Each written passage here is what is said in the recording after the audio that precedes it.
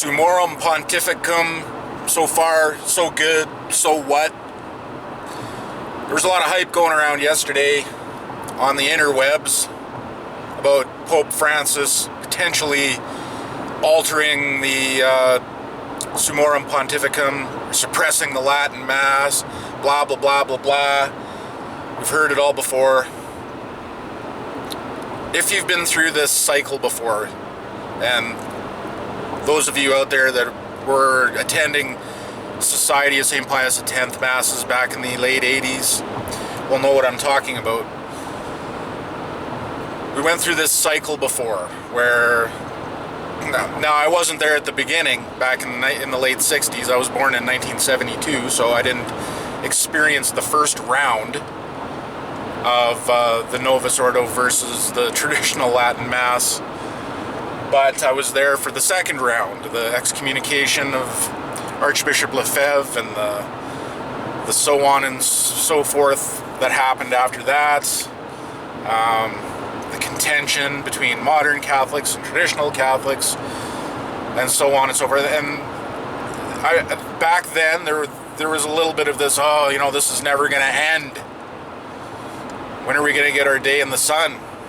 And then, gradually, over a couple of decades, we get to pontificate of Benedict XVI, and he provides us with Summorum Pontificum, which allows any priest anywhere in the world to say the traditional Latin Mass whenever he wants.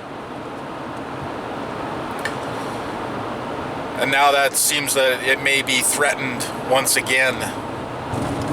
Although we don't know that for sure now, do we? Because we don't really have a reliable source. We're always hearing these reports of people that have a reliable source out there, but we don't even know who that source is. So how do we know it's reliable? How do we know the person that's reporting on this is reliable? Sometimes people come around and they're good people, but they're just new into the whole traditional Latin Mass thing. They don't know the history. They haven't seen the cycles happen again. They make a lot of suppositions about what's going to happen, how this is all going to play out in an end game or something like that. Well, this is how it plays out. From round 2, we get called schismatics, we get called excommunicated, we get called whatever by the modern Catholics. That's just what happens. Step 2. The traditional Catholics don't care. They just keep doing what they're doing. They continue to grow. Meanwhile, mom and dad are getting a little older. You know what I'm saying here? Go back to what Taylor Marshall said about not having any bishops. The bishops are getting a little bit grayer and blah, blah, blah, and then they'll have to do this and that. They'll have to consecrate new bishops. Well, take a look in just about any modern Catholic church. You can probably walk into any on a Sunday service if there's any open right now. And you're going to see that the congregation is a little bit older, a little bit grayer. There's no youth present or very little.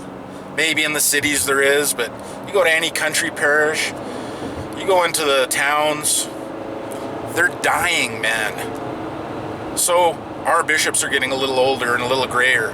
Their congregation and their priests are getting a little older and a little grayer.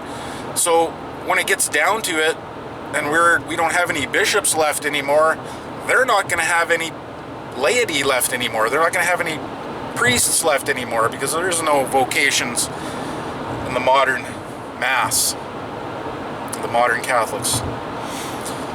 And so what exactly is going to happen?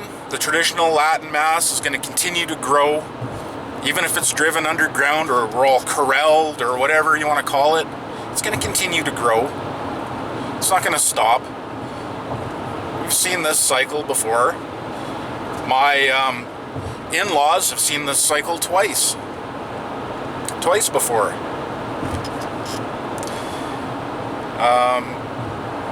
This will just be round number 3, and maybe good things happen in 3s, because in my opinion what's going to happen in the end is this is going to boil down to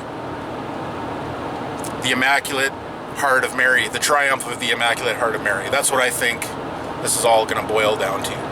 When it gets down to it, and we're running out of bishops, and we're running out of priests, or we think we are, and we get little details changed in the rules that allow us to do or have traditional Latin masses, we're gonna win. We're not on the losing side. Even if we just waited it out, eventually there's not going to be any modern priests or people left anymore. They're just going to die out. They're killing themselves with not having kids and driving their kids out. They're driving their own kids out. Like, what? I went to the modern mass when I was a kid. I didn't like it. There's nothing there that wanted to keep me there. When we started bringing in liturgical dancers, I started thinking to myself, this is gay. I'm leaving. It didn't attract the youth. No, not me anyways. Anyways, that's what I got to say about it. Just be positive about this. Don't get into a big mess about it because, oh no, they might suppress the Latin Mass. Well, it's been done. It's been tried. It's been done. It doesn't fly with true Catholics. True Catholics aren't going to look at you as being schismatic or excommunicated because they know, and you know, that you're not.